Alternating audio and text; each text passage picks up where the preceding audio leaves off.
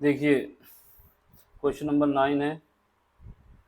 ठीक, IIT JEE का ही है, जो 6 अप्रैल को हुआ था, पहली शिफ्ट में।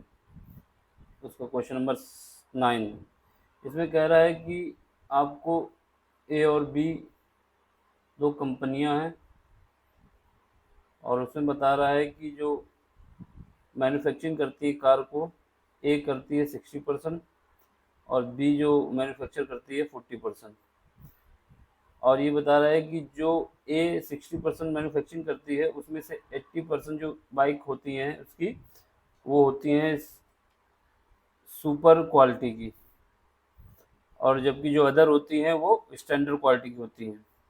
वहीं बी के विषय में बताया जा रहा है कि जो बाइक मैन्युफैक्चरिंग करते हैं उसमें से 90% बाइक होती है इसकी सुपर क्वालिटी की, और जो 10% होती हैं वो स्टैंडर्ड क्वालिटी की।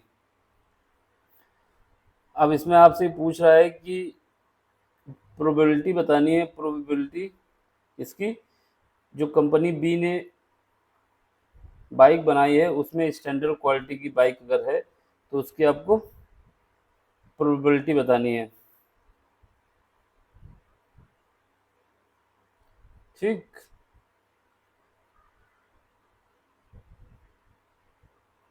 तो इसको पहले हम इसका क्या करते हैं कि मान लेते हैं कि जो टोटल कार मैन्युफैक्चरिंग हो रही है वो आपकी हो रही है 100। 100 में 60% कार बी ए ने बनाई, तो इसका मतलब 100 का 60% 16 हो गया, 60 हो गया। और बी ने 40% बनाई, इसका मतलब 40 हो गया। अब इसमें से ए ने जो 60% बनाई उसमें से सुपर क्वालिटी की जो है वो 80% है, यानी 60 का 80% निकालेंगे तो 48 आएगा। ये ए की सुपर क्वालिटी की कार हो गई। जबकि बी ए की जो स्टैंडर्ड क्वालिटी की कार है कितनी है, अगर टोटल में से 48 घटा देंगे तो ये 12 आ जाएगा, यानी जो रिमेनिंग 20% है वो तुम्हारे ए की स्टैंडर्ड क्वालिटी की कार है। वही बी के विषय में बता रहा है कि बी ने सुपर क्वालिटी की कार बनाई है, उसमें से 90% है, चार मतलब जो 40 है उसमें से 90% कार बी की जो है सुपर क्वालिटी की है, यानी 36 आ गया। 90% निकालेंगे 40 का तो, और स्टैंडर्ड क्वालिटी की निकल के आ जाएगा 4। अब आपको क्या करना है, स्टैंडर्ड क्वालिटी की कार कितनी हो जाएगी, पहले तो सबसे पहले टोटल सुपर क्वालिटी कार कितनी हो जाएंगी ए और बी के द्वारा। देखो, ए ने बनाई है 48 सुपर क्वालिटी कार, और बी ने बनाई 36। इन दोनों को ऐड करोगे तो 84 आएगा। ऐसे ही ए और बी के द्वारा जो स्टैंडर्ड क्वालिटी की कार बनाई गई है वो कितनी है, 16, यानी 12 कार बनाई गई हैं ए द्वारा स्टैंडर्ड क्वालिटी की, जबकि 4 कार बनाई गई है बी द्वारा, तो ये टोटल हो गया 16। अब आपको प्रोबेबिलिटी बतानी है बी स्टैंडर्ड की, यानी टोटल स्टैंडर्ड कार कितनी है, 60 है। उस टोटल स्टैंडर्ड कार में बी ने कितनी बनाई है, तो जो हमारे पास इवेंट जो हमारा फेवर में है वो कितना है, 4, मतलब 4 हमको लाना है।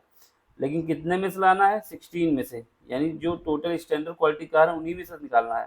तो इसको जब डिवाइड करेंगे तो ये आ जाएगा आपका, 4 से कट जाएगा तो 1/4, ये आपका आंसर हो जाएगा कि ए ने जो स्टैंडर्ड क्वालिटी की कार बनाई है, बी ने जो स्टैंडर्ड क्वालिटी की कार बनाई है वो तुम्हारा 1/4 आएगा, ए नहीं बी। यही आपसे क्वेश्चन पूछा गया था। अगला क्वेश्चन देखिए। अगला क्वेश्चन ये कह रहा है कि डिफरेंशियल इक्वेशन है 2x ln x dy by d x plus 2y is equal to 3 ln x। अब इसमें कह रहा है कि लेट वाई एक्स का जो सोल्यूशन है y1 वो 0 है। अब आपको वाई एक्स की वैल्यू बतानी है, यानी सबसे पहले ये जो डिफरेंशियल इक्वेशन आपको दी है, ये डिफरेंशियल इक्वेशन को हम जब ये इक्वेशन दी गई है इसमें से जब हम 2x ln ये इससे जो है पूरी इक्वेशन को डिवाइड करेंगे तो हमारी ये इक्वेशन बन जाएगी। तो ये d y by d x plus y divided by x log x is equal to 3/2x। ये जो इक्वेशन बन गई ये तुम्हारी लीनियर इक्वेशन की, linear differential equation, linear differential equation बन गई। ये किस फॉर्म में बनी है, dy by d x plus p y is equal to q. यहाँ पे p की वैल्यू कितनी है, p की वैल्यू आपकी ये है, जो y का कोफिशिएंट है वो p की वैल्यू हो जाएगी, यानी p की वैल्यू आपकी निकल के आ जाएगी p is equal to 1 by x log x, ये p की वैल्यू आ जाएगी। और q की वैल्यू कितनी है, q की वैल्यू जो आएगी जब कंपेयरिंग करेंगे दोनों की, तो 3 डिवाइडेड बाई 2x। तो यहाँ से जब निकाल, और इसका जो इंटीग्रेशन फैक्टर का फार्मूला होता है वो ये होता है, integration factor is equal to E की power integration of P D X. तो यहाँ पे हम क्या करेंगे, इंटीग्रेशन फैक्टर निकालेंगे, पी की वैल्यू कितनी आ गई, ये 1 divided by x log X. अब ये आएगा, अब इसमें हम क्या करेंगे, जब इसका डिफरेंशिएशन इंटीग्रेशन करेंगे तो log x की वैल्यू हम t मान लेंगे। जब log x की वैल्यू t मानेंगे तो 1 by x D x is equal to हो जाएगा dt। जब इसका डिफरेंशिएशन करेंगे तो ये आ जाएगा, और उसकी वैल्यू यहाँ पुट कर देंगे। तो अब जब इसका होगा इंटीग्रेशन तो 1 बाई टी का जो इंटीग्रेशन होगा log x होगा। तो ये देखो log x e की पावर में log t, t की वैल्यू कितनी है log x। अब हमारे पास log की प्रॉपर्टी होती है कि अगर e की पावर log a है तो ये a के इक्वल हो जाता है, यानी ये जो a है ये इधर आ जाता है और जो e है वो a की जगह पे चला जाता है। और अब ये जानते हैं log e बेस e जो होता है वो 1 होता है, तो इस वजह से ये a हो जाएगा। अब इसका सोल्यूशन क्या होता है, सोल्यूशन का फार्मूला जो होता है y इंटू, क्या होता है formula, y into integration factor, y into integration factor, एक मिनट इसको साफ लिख दें,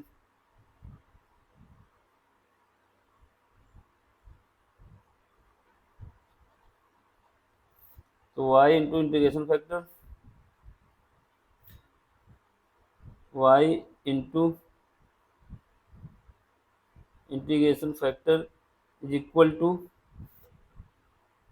ब्रैकेट में is equal to integration q और integration factor dx plus c।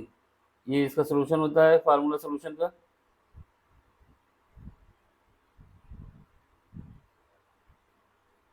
ये सोल्यूशन का फार्मूला होता है, ठीक,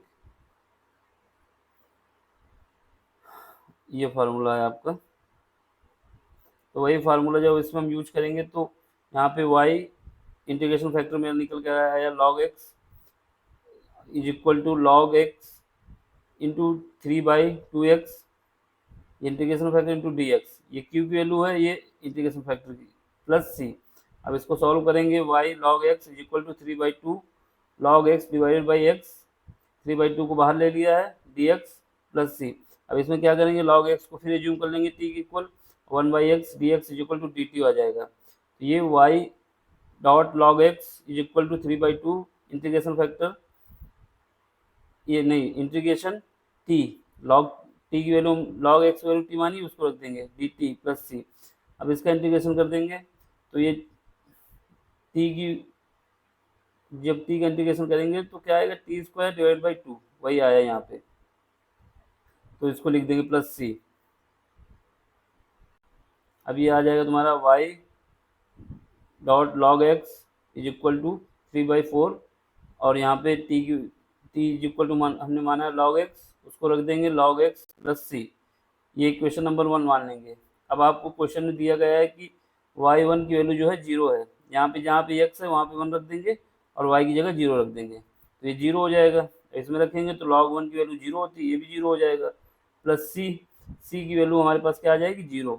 अब इस c की वैल्यू जो 0 आई है वो इस इक्वेशन 1 पे रख देंगे, तो y into log x is equal to 3/4 log x का होल स्क्वायर, तो यहाँ से एक log कट जाएगा तो ये वैल्यू आ जाएगी y is equal to 3/4 log x, ये आपका आंसर आ जाएगा। ठीक है, इसको हम रफ कर देते हैं जिससे समझने में दिक्कत ना हो आप लोगों को।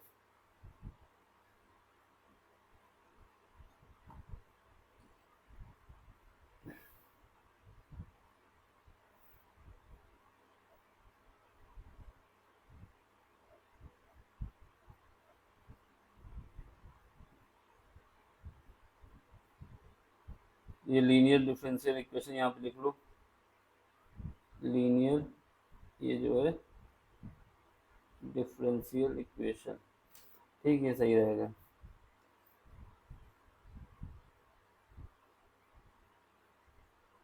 जो समझ में ना कमेंट्स करना, हम उसका आंसर देने की जो कोशिश करेंगे कमेंट्स में। ठीक, अगला क्वेश्चन देखिए, क्वेश्चन नंबर 11। क्वेश्चन नंबर 11 में कह रहा है कि एक क्वाड्रेटिक इक्वेशन है जिसके डिस्टिंक्ट रूट हैं, अलग अलग रूट हैं, ठीक है। वो इक्वेशन दी है आपको, ये X square minus T, X square bracket में T square minus 5t plus 6 into X plus 1, इसके जो रूट बताए जा रहे हैं अल्फा और बीटा बताए जा रहे हैं, and a n is equal to है तुम्हारा अल्फा की पावर एन प्लस बीटा की पावर एन। अब इसके लिए आपको मिनिमम वैल्यू बतानी है, किसकी, इसकी मिनिमम वैल्यू बतानी है A203 plus A205 divide by A204, इसका ऑप्शन दिए हुए हैं। अब आपको ये एक फार्मूला पता होना चाहिए कि जो बाई न्यूटन फार्मूला होता है, इसको A जो है 2025 minus T square minus 5t plus 6 A2025 plus A2023, जब इसको क्या करोगे, यहाँ से आप A24 यानी T square minus 5t plus C की वैल्यू निकालना होगा आपको, तो इसको सॉल्व करोगे तो ये तुम्हारा ये निकल के आ जाएगा, ये। अब जब ये वैल्यू निकल के आ जाएगी, और ये इसी वैल्यू को आपको निकालना भी है क्वेश्चन में, जब ये वैल्यू निकालनी है तो इसके लिए क्या करेंगे, इसकी मिनिमम वैल्यू निकालनी है हमको, इसकी मिनिमम वैल्यू निकालनी है। तो मिनिमम वैल्यू कब आ सकती है हमारे, मिनिमम वैल्यू निकालने के लिए क्या करेंगे, इसको हम क्वाड्रेटिक फॉर्म में बनाएंगे, मतलब इसका रूट निकालने की कोशिश करेंगे। तो टी स्क्वायर माइनस 5t, अब इसमें अगर 25 डिवाइड बाई 4 को ऐड कर दिया जाए और 25 डिवाइड बाई 4 को सब्ट्रैक्ट कर दिया जाए प्लस 6, तो ये हमारा बन जाएगा t माइनस 5/2 का होल स्क्वायर माइनस, जब इसको सॉल्व करेंगे इन दोनों को तो ये आएगा -1/4। अब हमको ये पता है कि ये जो वैल्यू है 0 के बराबर होगी या फिर 0 से बड़ी होगी, तो इसलिए जब मिनिमम हमको लेना होगा तो इसको हम 0 ले लेते हैं, इस टर्म को। जब इस टर्म को हम 0 ले लेंगे तो हमारे पास जो मिनिमम वैल्यू बचेगी, कितना बचेगी, -1/4, यही आपका आंसर हो जाएगा, ठीक है। अगला क्वेश्चन देखिए,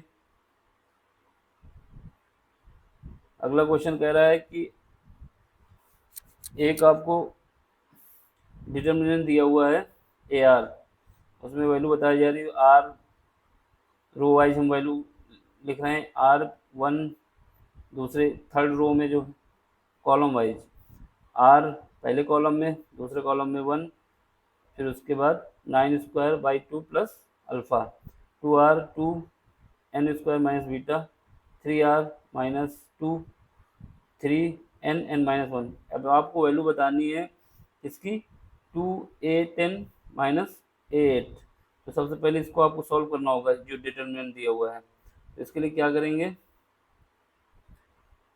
जो डिटरमिनेंट दिया हुआ है उस डिटरमिनेंट के जो सेकंड रो है, इस सेकंड रो से सबसे पहले हम 2 कॉमन ले लेंगे। जब 2 कॉमन ले लेंगे तो ये हमारे पास बचेगा R1 n²/2 plus alpha, R1 n²/2 minus बीटा/2, और ये 3R minus 2 3n minus R। अब इसके बाद क्या है कि हम क्या करेंगे, R1 में R1 माइनस R2 कर देंगे। जब R1 माइनस R2 करेंगे तो ये R कट जाएगा, 1 1 कट जाएगा, तो ये देखो ये आ जाए, और ये n²/2 ये कट जाएगा, अल्फ़ा प्लस बीटा/2 बचेगा, तो ये आ गया, और बाकी रो ऐसे ही दी जाएंगी, R1 n²/2 माइनस बीटा/2 ठीक, is equal to 2 alpha plus, अब इसको हमको सॉल्व करना है तो ये तो 0 हो जाएंगे पहले 2 टर्म से, लेकिन हम तीसरे टर्म से उठाएंगे यहाँ से, जब इसको लेंगे तो इसके साथ ये नहीं आएगा और ये काउंट नहीं होगा, इन दोनों का मल्टीप्लाई, इन दोनों का मल्टीप्लाई, तो यहाँ से ए आर की वैल्यू जो आ जाएगी 2 अल्फ़ा प्लस बीटा 2 पहले से था ना, alpha plus beta by 2 bracket में दूसरे में। अब इसका क्या करेंगे, 3r और ये क्रॉस 1 को 3 को मल्टीप्लाई करें r से, 3r हो जाएगा, माइनस 1 को मल्टीप्लाई करेंगे 3r माइनस 2 से, तो ये आ जाएगा। अब यहाँ से 3r कट जाएगा, ये माइनस का माइनस प्लस हो जाएगा, तो ये 2 ब्रैकेट में अल्फ़ा प्लस बीटा इंटू 2 आ जाएगा। अब यहाँ से जब मल्टीप्लाई कर देंगे तो 4 अल्फ़ा प्लस 2 बीटा। अब हमको ये पता चल गया है, जो ये ए आर की वैल्यू हमने निकाली है, ये 4 अल्फ़ा प्लस 2 बीटा है, इसमें कहीं आर नहीं आ रहा है, ये आर पे डिपेंड नहीं है, इसलिए 2 टाइम्स 8 जो आएगा वो इसका मल्टीप्लाई 2 से हो जाएगा, यानी 2 अल्फ़ा प्लस 2 बीटा इंटू 2, और 8 जो आएगा 4 अल्फ़ा प्लस 2 बीटा। अब इसका जो डिफरेंस निकाल लेंगे तो ये आपका ये आ जाएगा, 210 minus 8 is equal to 4 alpha. ठीक, ये हो गया आपके क्वेश्चन। अब आगे कराएंगे।